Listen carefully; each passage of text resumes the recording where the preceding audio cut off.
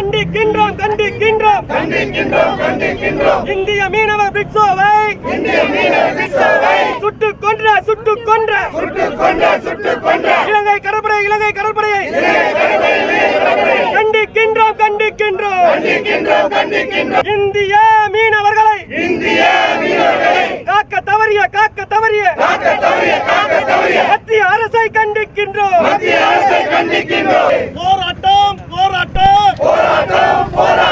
மீனவர்களுக்கான போராட்டம்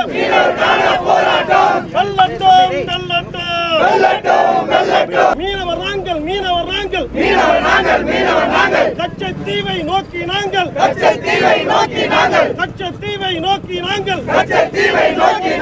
பயணம் செய்வோம்.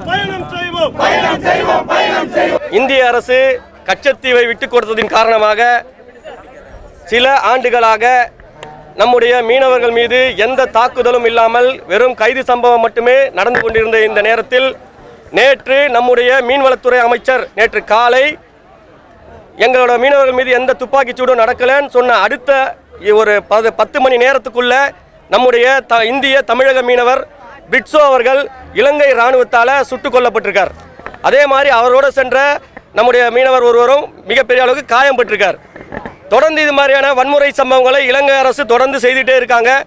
ஆனாலும் இந்திய அரசு அதை கண்டுகொள்வதாக தெரியவே இல்லை. பேச்சுவார்த்தை நடத்துகிறோம் சொல்லிட்டு இருக்காங்க. ஆனால் அந்த பேச்சுவார்த்தையில் எந்த ஒரு நல்ல முடிவுமே இந்திய அரசால் தமிழக மீனவர்களுக்கு கொடுக்க முடியல. உண்மையிலேயே நாங்கள் இந்தியாவில் தான் இருக்குமா என்ற ஒரு கேள்விக்குறி தமிழக மீனவர்கள் மத்தியில் இருக்குது. நாங்கள் தமிழகம் முழுக்க இருக்கிற 609 மீனவ கிராமங்களையும் ஒன்று திரட்டி அனைத்து மீனவ பஞ்சாயத்துகளையும் எங்களுடைய மயிலை நொச்சிக்குப்பம் மீனவ கிராம சபை சார்பாக ஒன்று கூட்டி நாங்கள் கூடிய விரைவில் எங்களுக்கு பார்த்தீங்கன்னா ஏப்ரல் மாதத்துலேருந்து தடைக்காலம் ஆரம்பிக்க போதுன்னு சொல்லிட்டு இருக்கோம்.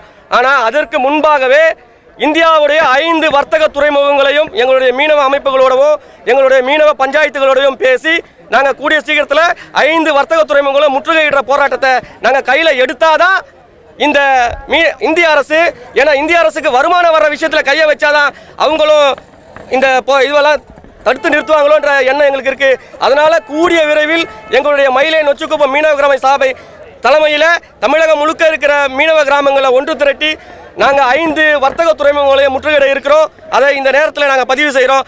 பாதிக்கப்பட்ட நம்முடைய பிட்சோவுக்கு 1 கோடி ரூபாய் அந்த குடும்பத்துக்கு இழப்பீடாக வழங்கணும். ஏன்னா அவருக்கு வயசு 22 வயசு தான். அவருடைய வயசை கருத்தில் கொண்டு அவர் இன்னும் நிறைய சம்பாரிச்சு போடக்கூடிய வயசில் இருக்கிறவர். அந்த குடும்பம் அவரை இழந்துட்டு தவிச்சிட்டு இருக்கு. அதனால அவருக்கு 1 கோடி ரூபாயும் அந்த குண்டடிப்பட்டு காயமடைந்த அந்த எங்களுடைய மீனவருக்கு 10 லட்சம் ரூபாயும் உடனடியாக நிவாரணமாக இந்த தமிழக அரசு இந்திய அரசு அறிவிக்கணும். அதே மாதிரி இலங்கை அரசு அந்த சுட்ட அந்த போர் வீரரை உடனடியாக கைது செய்து இந்தியாவுக்கு கொண்டு வரணும். இந்திய அரசு கொண்டு வரணும். இவங்களால முடியல அப்படின்னா இதே மாதிரி தொடர்ந்து நடந்துட்டு இருந்தா இது நாங்கள் வேடிக்கை பார்த்துட்டு இருக்க மாட்டோம். உடனடியாக இந்த விஷயத்தில் ஒரே ஒரு சாதாரண ஒரு அமெரிக்கர் தாக்கப்பட்டார்ன்றனால ஈராக் மேலேயே போர் தொடுத்தாங்க அமெரிக்கா. ஆனால் தொடர்ச்சியாக இந்திய மீனவர்கள் தமிழக மீனவர்கள் சுட்டுக் கொல்லப்பட்டு இருக்காங்க, காயப்பட்டு இருக்காங்க. அவர்களுடைய படகுகள் கைது செய்யப்படுது, மீனவர்கள் கைது செய்யப்படுறாங்க. இதை பற்றிலாம் எந்த அக்கறையுமே இந்த இந்திய அரசு கவனத்தில் கொள்ளாமல் இருக்குது.